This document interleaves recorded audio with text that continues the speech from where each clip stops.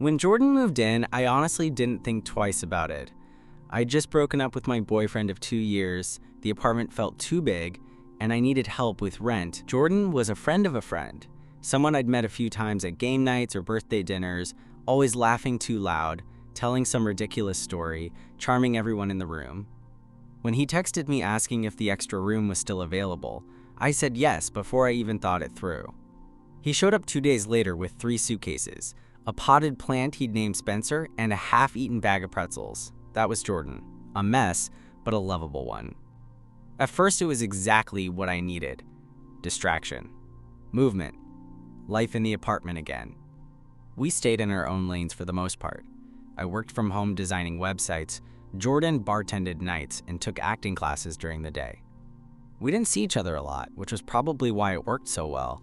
But then something shifted. I don't know when it started. Maybe it was the morning I came out of the shower to find him sitting at the kitchen table in just boxers, sipping coffee like we'd lived together forever.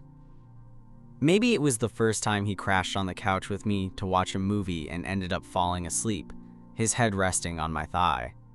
Or maybe it was something simpler, just the way he said my name sometimes, softer than he needed to. Whatever it was, I started noticing him.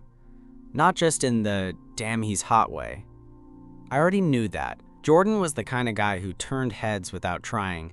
Messy dark curls, lean swimmer's build, this lazy, sleepy grin that felt like it had secrets behind it. No, it was more than that. I started noticing when he was quiet, when he chewed his lip while reading, when he played with Spencer the plant like it was a pet. And then came the night everything cracked. We'd both had long days. He came home later than usual, threw himself on the couch next to me without a word, smelling like the bar, sweat, citrus, something floral he claimed was from the hand soap. We watched TV, barely speaking. I didn't ask what was wrong, and he didn't offer. I figured we'd both just pass out early. But around midnight, I woke up. I'd fallen asleep on the couch, and Jordan was still there, his legs tangled with mine. The TV had gone quiet. The only light came from the kitchen, casting long shadows. He was watching me. I didn't say anything at first, just blinked up at him, heart suddenly hammering in my chest. He didn't move. "You ever think about it?" he asked, voice barely above a whisper. "Think about what?" "This," he said, and his hand, slow, unsure, rested gently on my chest. "Us." My breath caught. I should have said something. Should have laughed it off, played dumb, pretended like I didn't know what he meant. But I didn't, because I had thought about it, more than I should have. He didn't pull his hand away right away.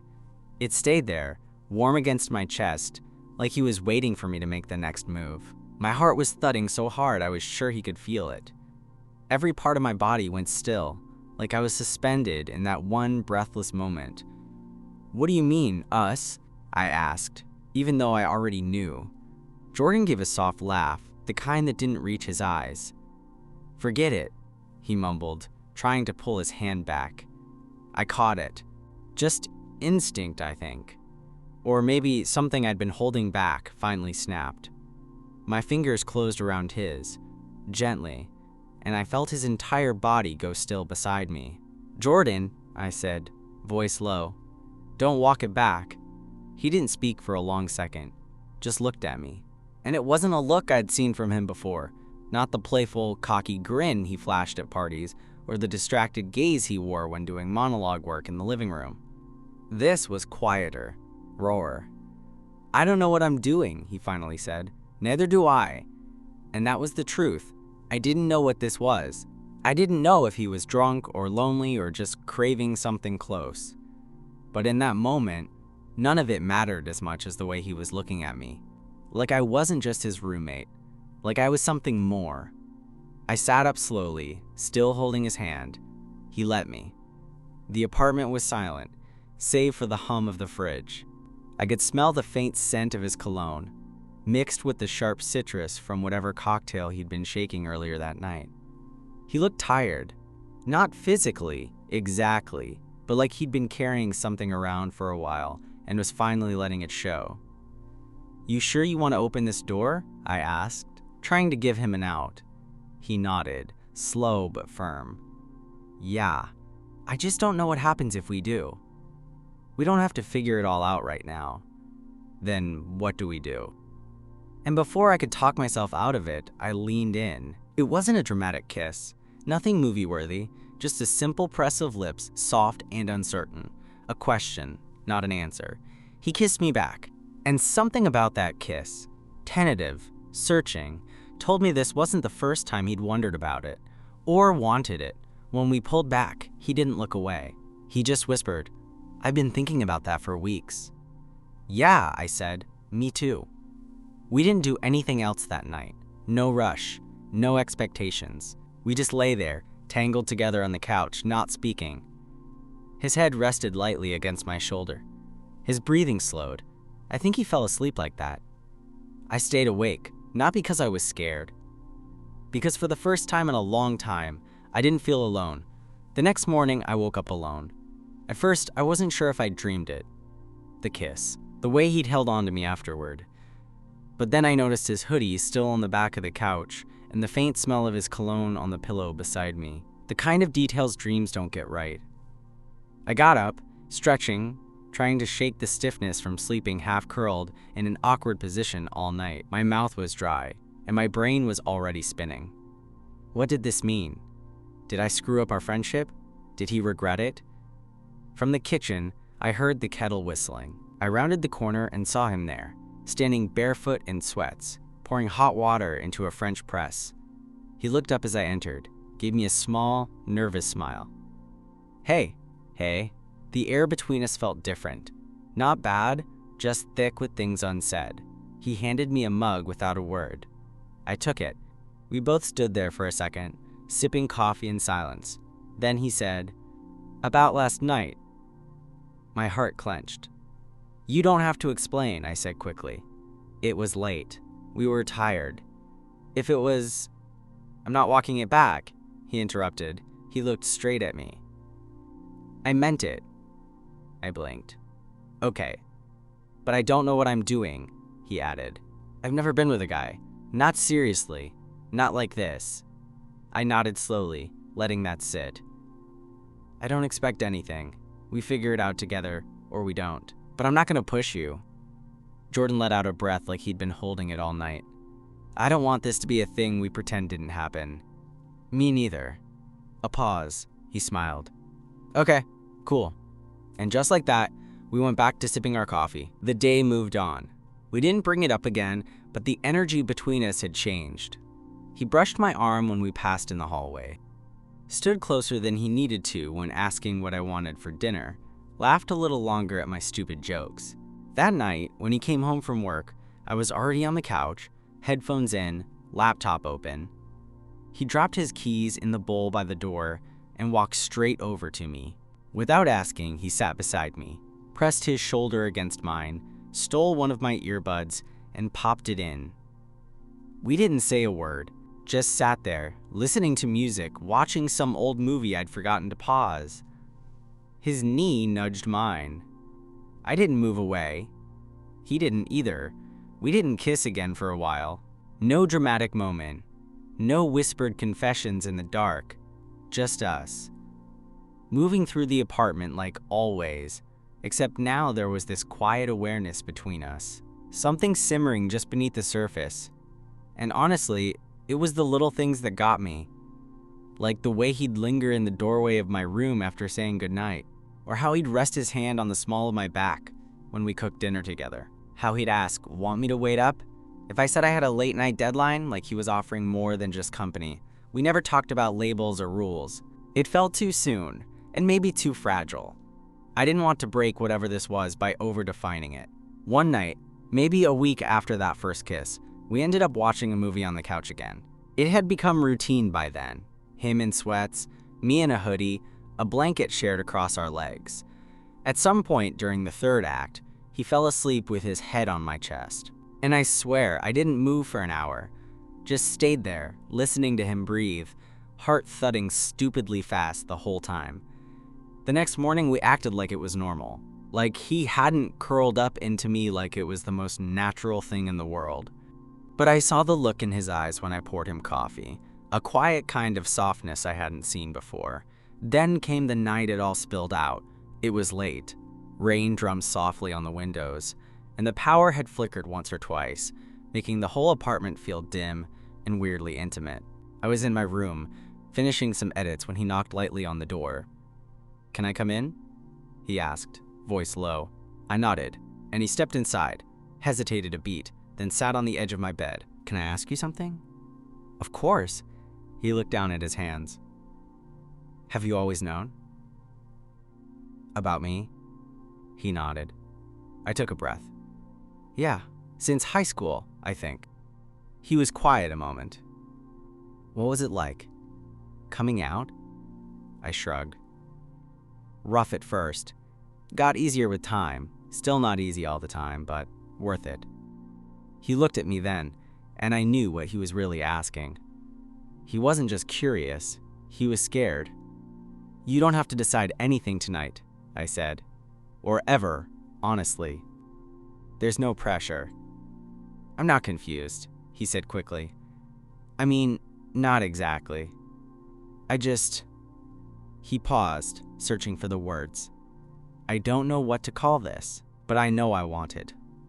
With you." I stared at him, heart flipping in a way I hadn't expected. "That's enough for me." He leaned forward slowly, and this time, the kiss was different. Less hesitant. Less cautious. He was sure now. Or at least, sure enough to stop holding back. When we pulled apart, he didn't move away. He just rested his forehead against mine and whispered, "Can I stay here tonight?" "You never have to ask." After that night, he started sleeping in my bed more often. At first, it was quiet and careful.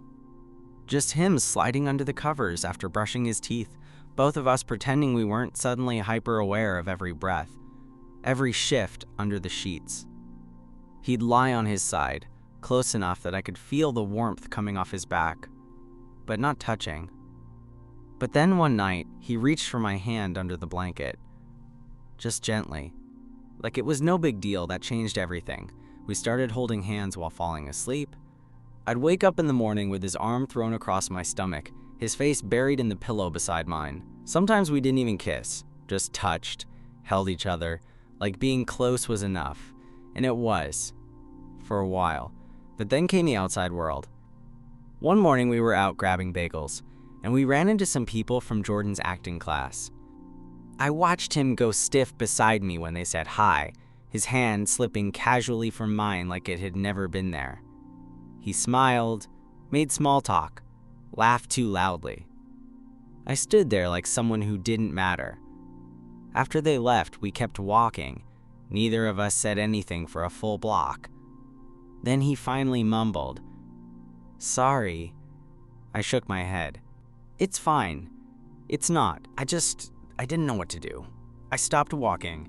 "You don't have to hold my hand in public if you're not ready, but don't pretend I'm not standing next to you." He looked at me, guilt all over his face. "You're not just a thing. This isn't some phase. Then don't treat it like one." We didn't speak for the rest of the walk home, but later, when I was in the kitchen making tea, he came up behind me and wrapped his arms around my waist, rested his chin on my shoulder. "I know I'm screwing this up," he said quietly. "I'm trying, this is all new to me, but I don't want to lose you." I turned to face him. "You're not going to, but I need you to meet me halfway." He nodded, eyes a little red. "I will. I promise." The truth is, he was trying. He was doing dishes without being asked, leaving little notes on my laptop like, "You got this," or "Dinner on me tonight." He'd sneak kisses in the hallway when he thought I wasn't expecting them. And every once in a while, when we were out together and no one was watching, he'd grab my hand like he didn't care who saw. And maybe he didn't. Not anymore. He was still Jordan. Messy, loud, impossible to read sometimes. But he was different with me. Softer, more open. We weren't official. We weren't anything we could label yet. But we were real. And that was enough, for now. It's weird how something small can stick with you. Like the night he left his socks in the microwave by accident because he'd read online it would warm them up. Or when he started calling my dog our dog, even though I'd had Benny for 3 years before he moved in. Or how he'd stand behind me while I was working, arms around my shoulders, head on top of mine, breathing slow like it helped him feel grounded. Little things. Things that, somehow, made it impossible not to fall a little harder each day. I'd been so guarded before him. Even in my last relationship, 2 years, long distance, polite texts and scheduled phone calls, I don't think I ever felt truly seen. With Jordan, it was messy and unpredictable, but it was also the first thing that felt alive. Real. And then came the weekend he took me home. He hadn't planned it. His mom had called in the middle of dinner, reminding him about his aunt's birthday. He was halfway through his risotto when he looked up and said, "Wanna come with me?" I raised an eyebrow. "To your mom's?" He shrugged. "Yeah, she'll love you. Plus, I'm not going without backup." That Friday, we were on the road by noon. The drive was easy. Music, bad snacks, jokes that made no sense unless you'd been living together in a too small apartment for months. We didn't talk about what we were or how he planned to introduce me. We just drove. When we pulled into the driveway of a modest one-story house with overgrown hydrangeas, I could feel his energy shift. A little tighter, a little more uncertain. "You good?" I asked as we got out. He nodded. "Yeah, just haven't brought anyone here since. Ever." I didn't say anything, just took his hand. Inside it was chaos. Aunt, cousins, the smell of something frying. His mom was warm, chatty, slightly overbearing. She didn't bat an eye when Jordan said, "This is my friend. Roommate? Ezra." But when we were alone later, sitting out on the porch swing with our plates balanced on our laps, he nudged my shoulder and said, "I wanted to say boyfriend." I looked at him. "Why didn't you?" He gave a sheepish smile. "Because I wasn't sure if that's what we were." I set my plate down, turned toward him fully. "You want it to be?" "Yeah, then it is." Just like that. No fireworks. No sweeping declarations. Just two guys on a creaky porch swing in a quiet neighborhood, deciding they were together. He leaned in and kissed me, slow and sure, and for once I didn't question any of it. After that weekend, things changed. Not drastically, but in the way that mattered. We didn't start announcing it to everyone we knew. We weren't suddenly walking around holding hands in public or posting couple selfies. But there was something steadier between us. A quiet agreement. A mutual knowing. We were in this. Together. He started calling me babe when he thought I was too focused on work. I started learning his routines. How he always folded his laundry while blasting sad acoustic covers of pop songs.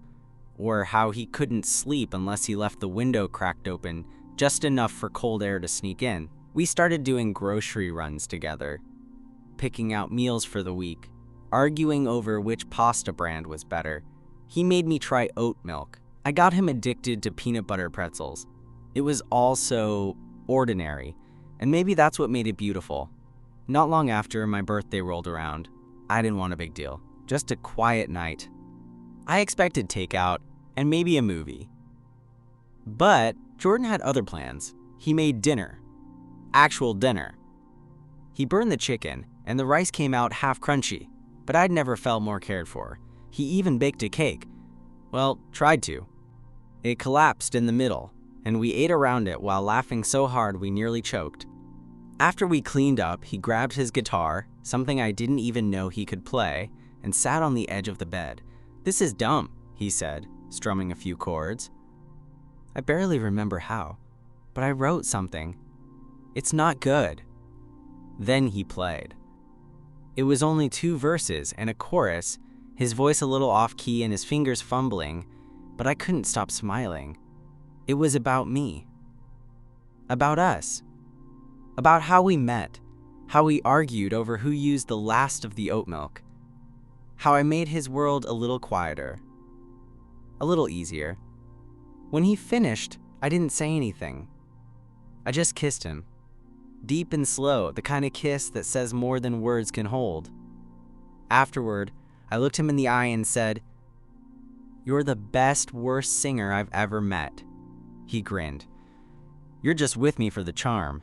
Damn right. We lay there that night, the window open, city noise buzzing faint in the background, his head on my chest again like it belonged there, and I thought, this is it. This is home. Not the apartment, not the furniture or the walls or the paint colors we'd picked together. Him. Just him. It was a Tuesday, just an ordinary Tuesday. I'd had a nightmare the night before, one of those stress-drenched, heart-pounding dreams where everything in your life crumbles in slow motion. I woke up breathless, sweaty, curled halfway out of the covers, and Jordan was already sitting up, his hand on my back, quiet and steady. "You okay?" he whispered. I nodded, not trusting my voice. He didn't say anything else, just pulled me into him and held me until my heartbeat slowed. We lay there for a while, his fingers tracing lazy shapes on my arm, like he was reminding me, without words, that I was here and safe and not alone. Later, as I got ready for work, he handed me a protein bar and kissed my forehead before I walked out the door. No dramatic moment, just a forehead kiss. But it stayed with me all day. I couldn't stop thinking about it. How natural it had felt. How right. And it hit me while I was riding the train home, half asleep and listening to some chill playlist, that I didn't want to imagine my life without that feeling anymore.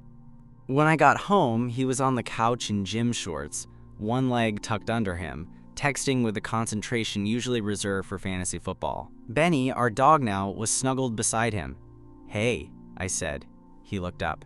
"Hey." I stood in the doorway for a second, watching him, watching the way he smiled when he saw me, the way he shifted to make room for me on the couch before I'd even moved, the way his entire energy said, "This is your spot." And I realized, I loved him. I sat down slowly. "I want to tell you something," I said. He gave me a curious look. "Okay." I took a breath. "I love you." The room went still, his mouth parted slightly. I couldn't read his face at first. Then, slowly, his eyes softened. He reached for my hand and pulled it into his lap. "I love you too," he said, just like that, like it had always been true, like he'd just been waiting for me to say it out loud. He leaned in and kissed me, soft, confident, with no hesitation, not like the first time. This was a kiss that knew exactly what it was, who it was for, and I knew in that moment that whatever came next, bad days, hard conversations, weird fights about nothing, we'd figure it out. Together. Because we weren't just roommates. Or friends. Or something half defined. We were a we now. And no one had ever looked at me like he did. Like they saw all of me and stayed.